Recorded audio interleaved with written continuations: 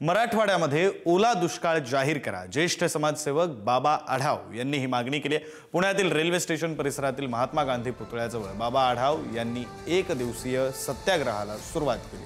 बाबा आढाव यांच्याशी संवाद साधलाय प्रतिनिधी बालाजी पोद्दार यांनी। पाहूया नेमकी आजच्या सगळ्या ह्या आंदोलनाची भूमिका आहे आणि या सगळ्या संकटाकडे तुम्ही कसे बघता?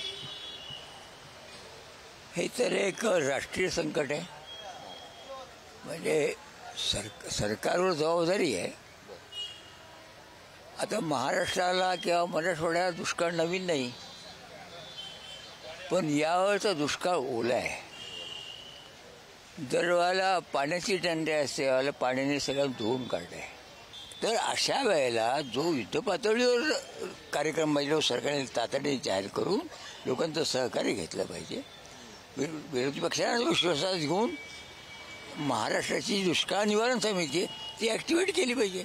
ही सगळी सामाजिक बांधिलकी सरकारने सोबत घेऊन काम केलं तर लवकर या सगळ्यांना होईल, होणारच। 72चा दुष्काळ का होता? पिंपरी चिंचवडला 72ची वसाहत आहे, लोकांना सोडले। आता ते परत जायला नको म्हणतात। याचं कारण आहे आपल्याकडे नियोजन तात्पुरतं असतं, लांब पल्ल्याचं नियोजन न केल्याचा परिणाम काय होतो हे आता मराठवाड्यात दिसतं। काय आव्हान करायचं? जाहीर केले मी ओला दुष्काळ जाहीर करा, दुष्काळ निवारण समिती पुनरुज्जीवित करा।